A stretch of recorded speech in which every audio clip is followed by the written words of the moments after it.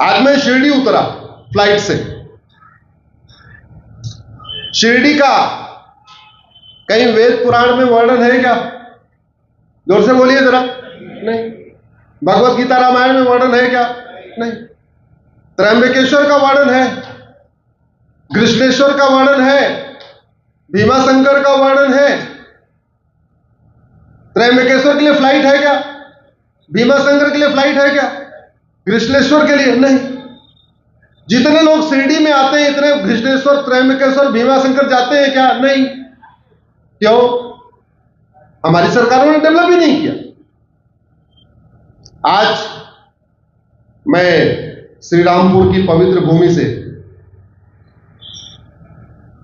महाराष्ट्र सरकार से भी निवेदन करता हूं और केंद्र सरकार से भी निवेदन करता हूं, सबसे पहले त्र्यंबकेश्वर, कृष्णेश्वर और भीमाशंकर को डेवलप करिए, बहुत जरूरी है। हम कह रहे हैं मत वहां नया एयरपोर्ट मत बनाइए, लेकिन शिरडी से कम एक 4 लेन का एक्सप्रेसवे तो बना दीजिए कि जो आदमी शिरडी आए एयरपोर्ट से वो 1 घंटे के अंदर त्र्यंबकेश्वर पहुंच जाए, 1 घंटे के अंदर कृष्णेश्वर पहुंच जाए, 2 घंटे के अंदर भीमाशंकर पहुंच जाए। इतनी व्यवस्था तो होनी चाहिए। मतलब कितने आश्चर्य की बात है। हमारे लोगों को चारों धाम नहीं पता, 12 ज्योतिर्लिंग नहीं पता, 51 शक्तिपीठ नहीं पता, विष्णु के अवतार के बारे में नहीं पता। उनको शिरडी पता है। क्यों? क्योंकि उसमें सीरियल बने, फिल्में बनी, सीरियल फिल्में बनी, इसलिए शिरडी के बारे में पता है। मैं साईं बाबा का अपमान नहीं कर रहा हूं, मैं तो केवल यह कह रहा हूं कि भारत की हमारी नीतियां क्या थी। हमें कायदे से डेवलप करना चाहिए तो एक व्यवस्थित डेवलप करना चाहिए। शिरडी में एयरपोर्ट बन रहा है तो शिरडी से एक 8 लेन का एक्सप्रेसवे त्र्यंबकेश्वर तक के लिए बनना चाहिए था। शिरडी से एक 8 लेन का भीमाशंकर बनना चाहिए। शिरडी एयरपोर्ट से कृष्णेश्वर के लिए भी 8 लेन बनना चाहिए। भाई वहां उतरे आदमी वहां पहुंच जाए। जो आदमी 2 दिन के लिए छुट्टी लेके आएगा शिरडी, 1 दिन और छुट्टी कर लेगा, कम से कम इसी बहाने पूरी परिक्रमा हो जाएगी, 3 हमारे ज्योतिर्लिंग का दर्शन कर लेगा। लेकिन इस पे कभी चर्चा ही नहीं हुई। अच्छा, इतनी सरकारें बनी आई गई, कितने आश्चर्य की बात है। देश 75 साल आजाद हो गया तो महाराष्ट्र में सरकारें बनी। महाराष्ट्र की सरकारों को शिरडी डेवलप करना याद आ गया, लेकिन त्र्यंबकेश्वर, भीमाशंकर डेवलप करना नहीं आया, जबकि ये तो हमारे 12 ज्योतिर्लिंग हैं। भारत की इकोनॉमी अगर हमें डेवलप करना है तो हमें एक भारत में धार्मिक अर्थव्यवस्था डेवलप करना हो। भगवान विष्णु के अवतार थे वामन। भगवान वामन जहां जहां गए हमने उसको डेवलप नहीं किया। ऐसे भारत में 10 स्थान हैं। भगवान विष्णु के अवतार थे भगवान परशुराम। भगवान परशुराम की जन्मभूमि, कर्मभूमि, उनकी तपस्या स्थली हमने डेवलप नहीं किया। भारत में 60 ऐसे स्थान हैं जहां जहां भगवान परशुराम गुजरे, जहां जहां उन्होंने या तो युद्ध किया या उन्होंने अपनी तपस्या की। भगवान श्री राम 100 स्थानों से महत्वपूर्ण जगहों पर रुके थे। अभी वो 100 स्थान डेवलप नहीं हो पाए। अयोध्या डेवलप हो गया, नासिक में थोड़ा डेवलप शुरू हो चुका है, रामेश्वरम डेवलप हो गया है, लेकिन जब अयोध्या से भगवान निकले थे लंका के लिए तो ऐसे 100 स्थानों पे रुके थे।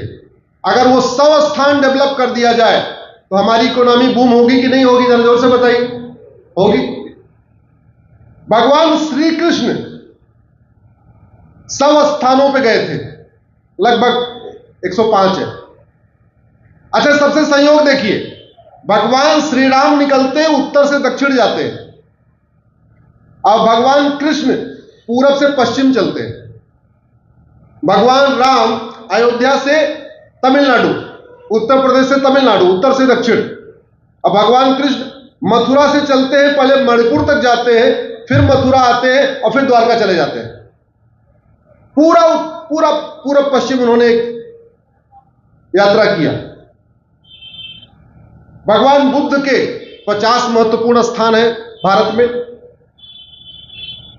अच्छा, हमने भगवान महावीर जी का जन्म स्थान तो हमने डेवलप कर दिया, लेकिन हमारे वो 24वें तीर्थंकर हैं। भगवान महावीर से पहले 23 और भी हैं। तो अगर सभी 24 हमारे जैन संप्रदाय में जो तीर्थंकर हैं सबको डेवलप कर दिया जाए तो हमारी इकोनॉमी कितनी बूस्ट हो जाएगी। हनुमान जी का जन्म स्थान तो अभी डेवलप ही नहीं हुआ। कर्नाटक में किष्किंधा, अभी वो भी डेवलप नहीं हुआ।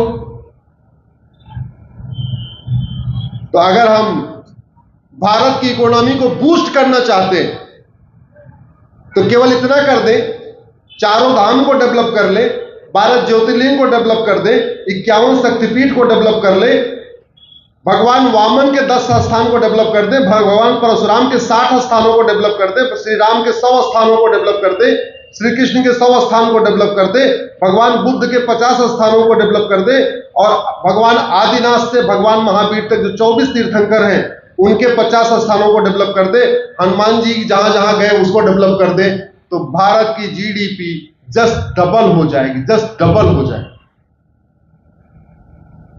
और जब इन स्थानों पे हमारी यंग जनरेशन जाएगी तो दर्शन करने के साथ साथ संस्कार भी आएगा। स्वाभाविक सी बात है, अगर राम से जुड़े स्थानों पे हमारी युवा पीढ़ी जाएगी तो राम के बारे में पढ़ेगी, राम के बारे में सोचेगी, कृष्ण के स्थान पे जाएगी तो कृष्ण के बारे में पढ़ेगी, सोचेगी। तो हमें व्यापार बढ़ाने के लिए कुछ नया नहीं करना, केवल और केवल भारत में जो प्रमुख हमारे धार्मिक स्थान हैं उनको डेवलप कर दिया जाए। भारत की जीडीपी बढ़ेगी, रोजगार बढ़ेगा, संस्कार बढ़ेगा, भारत की प्रथा बढ़ेगी, भारत की सोच बढ़ेगी, भारत के त्योहार भी बढ़ेंगे।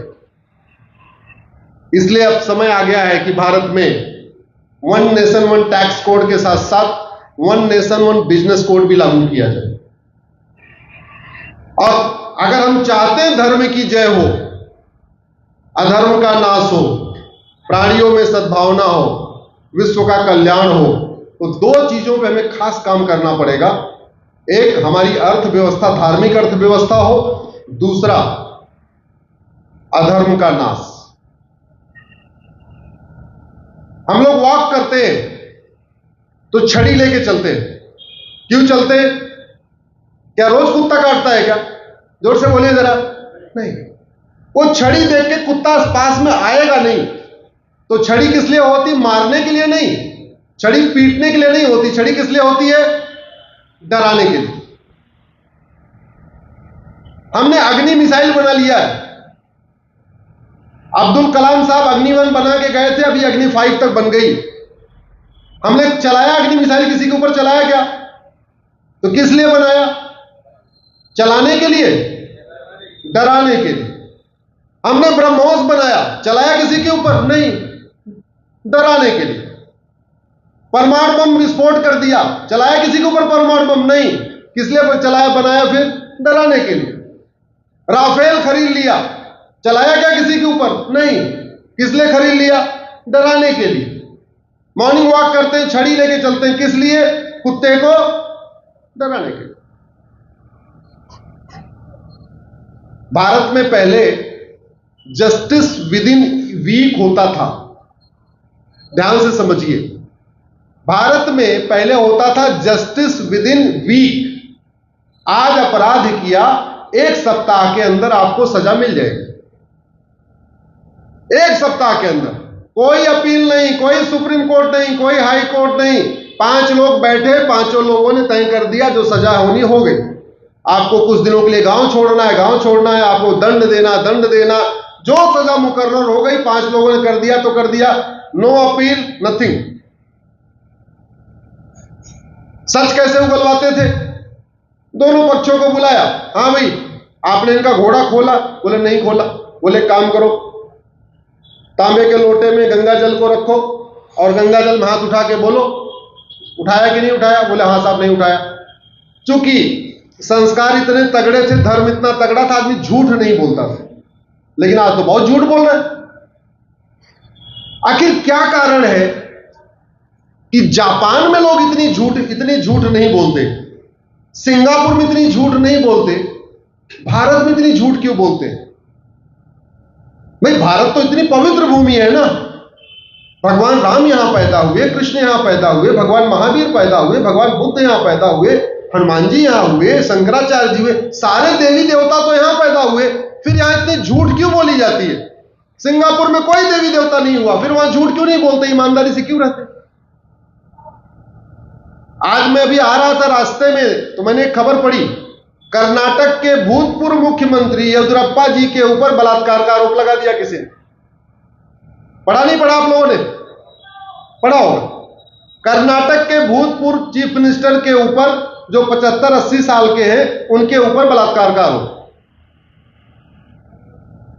वो दादा दादी हो चुके, उनके नाती पोते हो चुके, उनके ऊपर आरोप लगा है। कुछ दिन पहले ईडी वाले गए रांची में पकड़ने वहां के मुख्यमंत्री को, उनके ऊपर SC/ST का आरोप। एक व्यक्ति तो झूठे मुकदमे से 20 साल के बाद छूटा है, प्रयाग हाई कोर्ट से 20 साल के बाद। उसका नाम है विष्णु तिवारी। झूठी शिकायत, झूठे मुकदमे, झूठी गवाही, सब कुछ झूठम झूठ। इतनी झूठी शिकायतें आखिर सिंगापुर में क्यों नहीं होती, जापान में क्यों नहीं होती, दुबई में क्यों नहीं होती? इतने झूठे मुकदमे अमेरिका में क्यों नहीं होते, फ्रांस में क्यों नहीं होते, सिंगापुर में क्यों नहीं होते? ये सारा झूठ यहीं क्यों फैला हुआ है? जानते हैं क्यों? क्योंकि हमारे कानून घटिया है और न्यायिक व्यवस्था सड़ी हुई है। भारत में झूठ बोलना पाप तो है, लेकिन झूठ बोलना अपराध नहीं है। हमारे मित्र बैठे हुए, मान लीजिए इनके घर में कोई फंक्शन हो, सम्मानित है श्रीरामपुर में, आपको सब जानते हैं। आपके घर में कोई फंक्शन चल रहा हो, 1000 आदमी इकट्ठा हो रखे हैं, और आपको आके बोल दे ये तो चोर है, या कोई झूठा आरोप लगा दे, आपके पास क्या ऑप्शन है कि आप उसको लाठी से पीटो। लाठी से पीटोगे तो पहले कौन जेल जाएगा? जोर से बोलिए। जिसने झूठा आरोप लगाया, जिसने लाठी से पीटा।